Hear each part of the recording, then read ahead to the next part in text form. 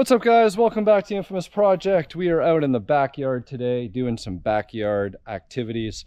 What do you do in the backyard? Well, you paint and you try and stay out of the wind when you're painting, and that's what I'm doing back here because it's kind of windy and breezy. The wind is coming from the north down to the south, and just trying to keep it off the microphone. And out in the sun here, paint cures better out in the sunshine. So you can see behind me, I have got what is left of the original GT front bumper cover off Project FOXIDIZED slash Vanilla Rust slash Rust Baby slash Rust Bucket slash all those different names. And it is absolutely amazing what the sun did to this front bumper cover. I didn't cut this. This is sunshine fade separation of the bumper. It literally split itself apart. And needless to say, I talked about using self-tapping screws and, but I've already done that in the zip tie project, the old stitch look on the Shipbox Fox. So I recently picked up the Stalker front bumper cover, which is kind of a weird one. It's missing the top parts, but whatever. We're gonna make it work because I only paid $100 for it. And what I want to do today is I'm going to scuff this thing down a little bit, like just enough so that paint sort of sticks to it. But what I want to actually do is try and replicate this look onto here so that way this kind of looks like it was there to begin with. So it's not going to be perfect, but I've got some products, and I'll show you guys what exactly I'm going to be using here in a minute. I'm going to bring them all in the back here. You can see this is the war zone. This is like stuff left over from the Shipbox Fox, and yeah, I got to clean this up. I'm pretty embarrassed about this. We all have a spot like this, I'm sure, as car enthusiasts, where it's just like, yeah, that's an embarrassment. So don't look over there. I'll go get the products, ready to get started on this. It should be fun. It's sort of like the wall art that I did with the GT front bumper cover hanging up on the wall. And as you can tell, it's still a little breezy even back here, but maybe that'll help with the fade and the blend of the paint. So stick around.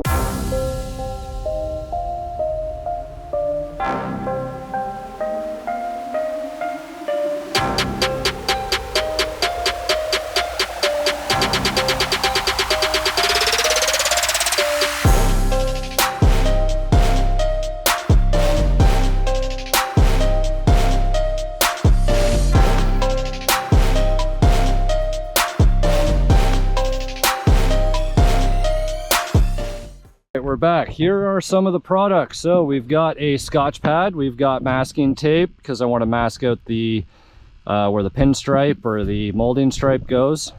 I got this blue, pretty close, right? Faded.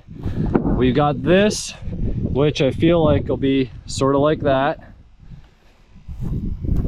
I even got the color of rust, but we don't need rust because that's polyurethane. And I've got some silvers, some grays, some satin clear, and even primer, which a primer gray in reality pretty much looks like that. So these are the products, guys. I'm gonna get scuffing away. In fact, before I get scuffing away, I want to cut this this piece out right here.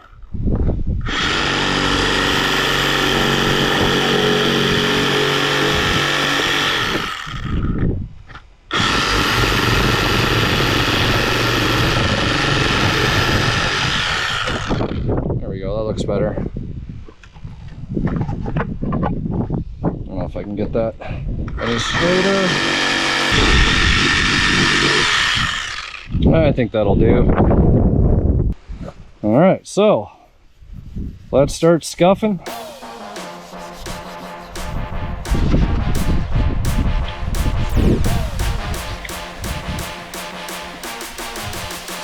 Need something for that paint to stick to. Again, I'm not too concerned if it doesn't need to be perfect, guys. If the paint starts flaking off a little bit, it's just gonna add to the character and everything else. So I'm just gonna go around, get all the, I don't even care about the guck and the chips or anything really. So I'm just gonna make sure that everything has got a little bit of the scuff.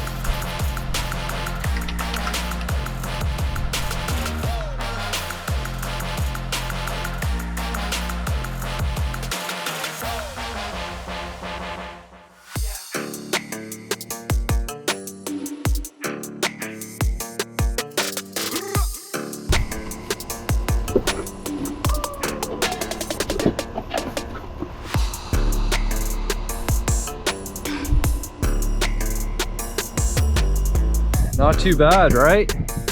I'd say they could pass for brothers.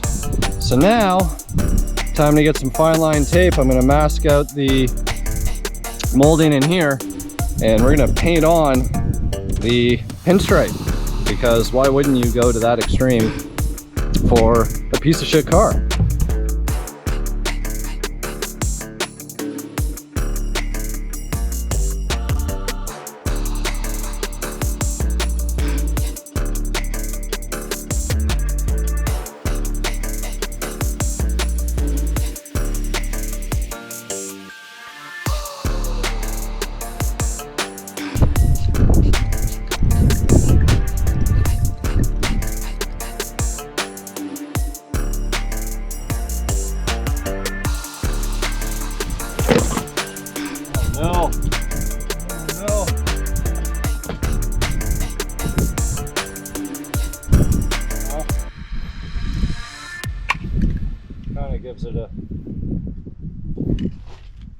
Gives it a cool look.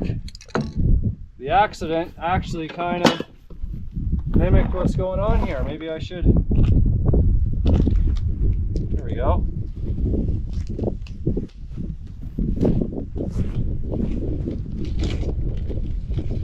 Kind of add to the damage, right? Got to remember, I'm not trying to make stuff perfect. As much as I want it to be perfect, it's not what this is about.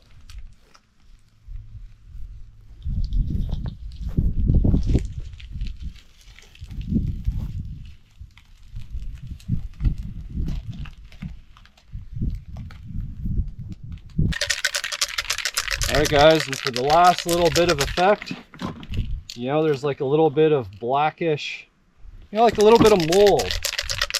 So I'm just gonna kind of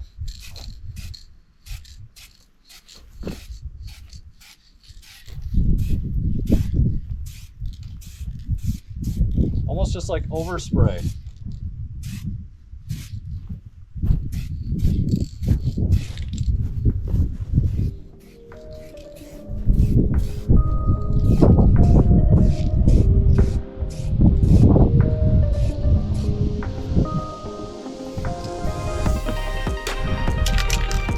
This is what the wind is actually good for right now. It's helping it with this.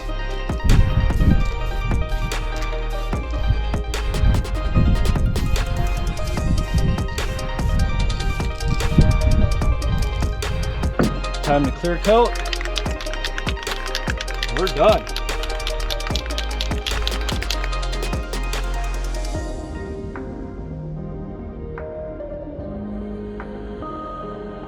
So this is one of those moments where you almost impress yourself, and I gotta say, I'm really happy with the outcome. Despite the wind, despite me knocking the bumper off my little table stand thing, which actually added some of the effect. So sometimes things by mistake are almost like they were meant to be intentional. So here we are. We got the original bumper on the bottom and the Stalker on the top. Here's all the products that I used. A little bit of masking tape, fine line tape, so I could mask out the pinstripe section there, wax and grease remover, all Scotch pad I already threw away, and just some random paints, guys.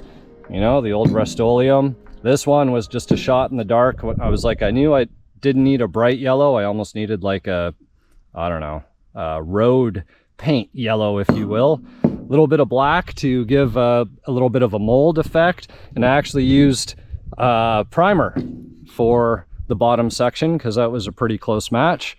And the top was, oh, I put that away. It was a cast coat. So not too bad, right? Don't get me wrong, it's not perfect, but for anybody that was concerned about the front bumper not matching the rest of the car, I think we just might be able to pull this off here. So, you know, I'm not going to wash it. I'm sure it'll get tossed around and some stone chips and everything else, and it's going to look just as ugly as the bottom one at some point. So really happy, guys. So let me know what you guys think. You know, this is maybe an hour of my time after hours here, winding down. I didn't even have a beer. I ran out. Can you believe that? So your support matters, guys. Your support always contributes to the beer fund. Remember that. Anyways, we'll carry on with Project FOXIDIZED here. Get the front bumper mounted. I actually got to do some work on the fog light bar bracket. It's a little bent up, messed up, but we'll deal with that. And hopefully, you know, we'll carry on with that. Really can't wait to get to the stance part. Stance and those 19-inch chrome Celines. Man, the car's gonna look so good. Can't wait. Stick around, guys.